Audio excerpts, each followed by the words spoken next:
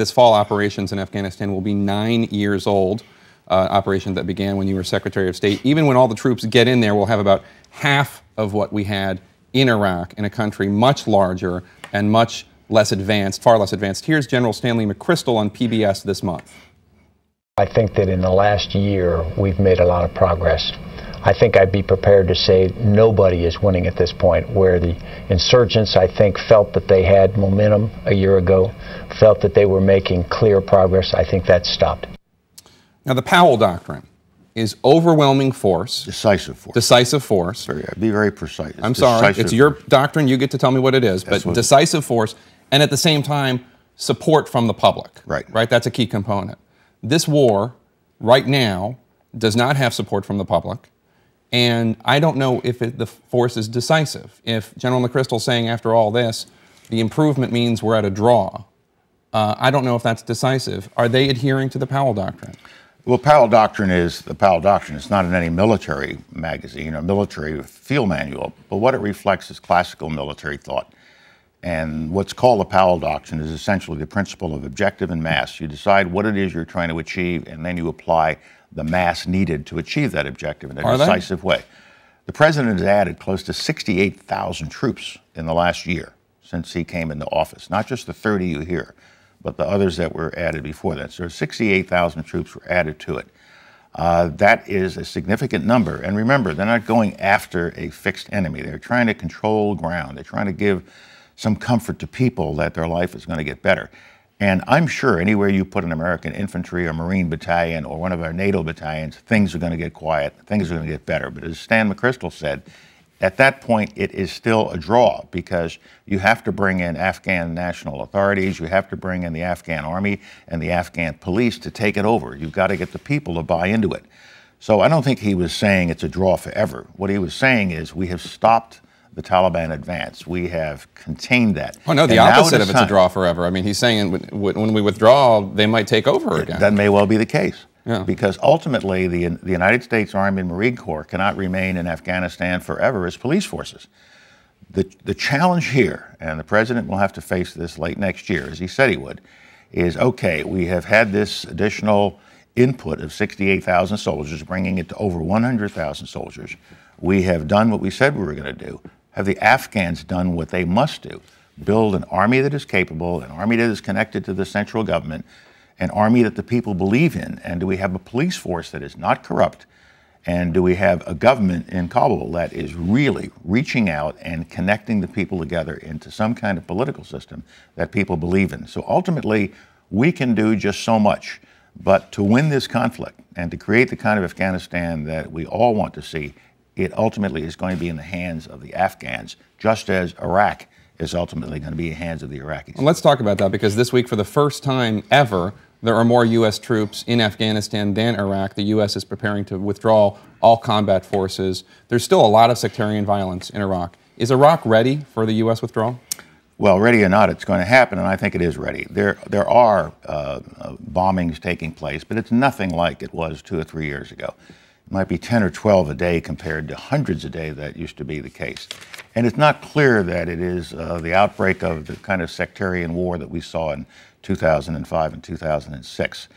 And it has not reached a level where the government starts to look like it's going to collapse. What we're seeing is an interesting democratic process where they're trying to figure out who the next prime minister is going to be. Right. We've gone through this right here in this country, as you recall, my friend. And so they'll have to go through this and come up with a government that represents all parts of Iraqi society.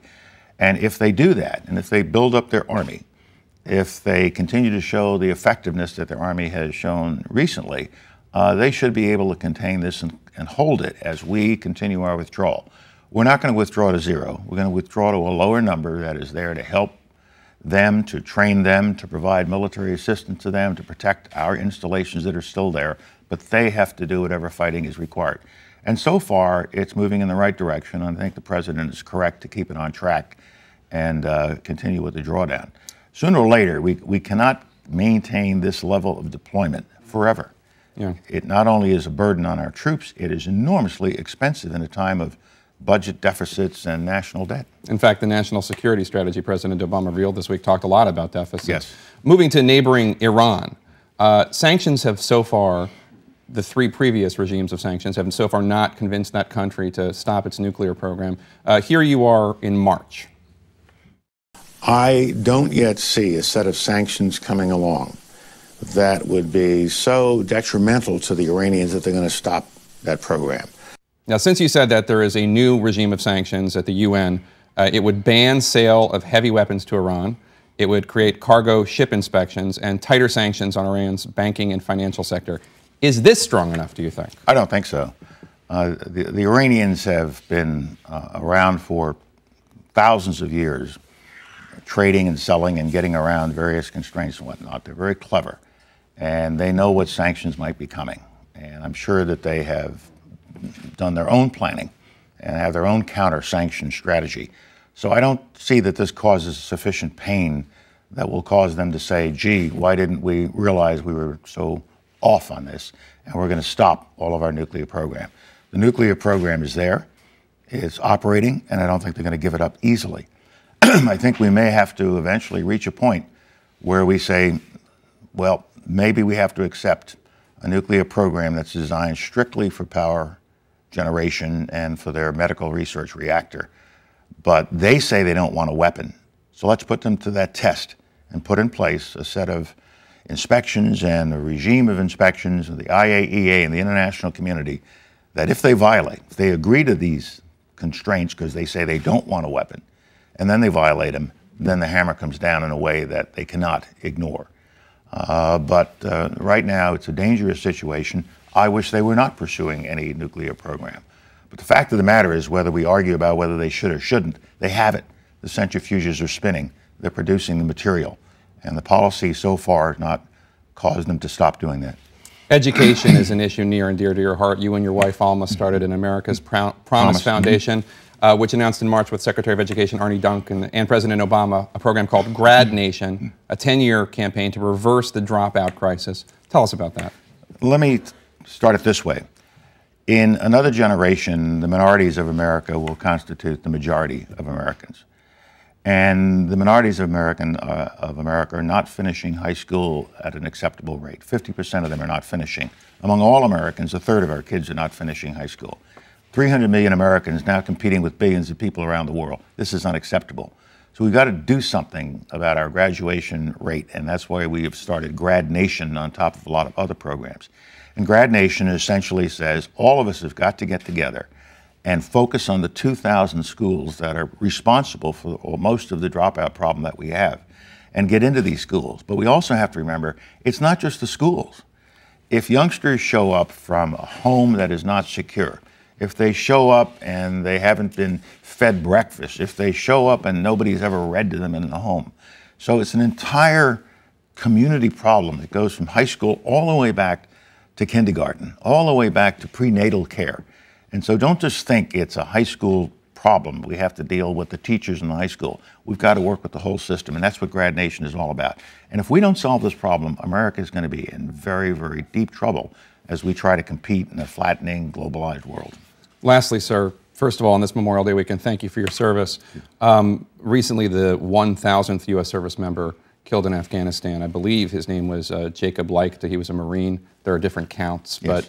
But the Memorial Day is tomorrow, and you'll be speaking at the yearly Memorial Day concert on the West Lawn of the Capitol. What does this day mean to you? It's an important day for me. It's a time when all Americans pause and pay tribute to Americans of every generation who went in harm's way and were willing to go in harm's way and perhaps lose their life so that we could have the freedom of speech you and I are enjoying right now. So we can argue with each other as we do so vociferously in this Capitol, in this country. That's what democracy and freedom is all about.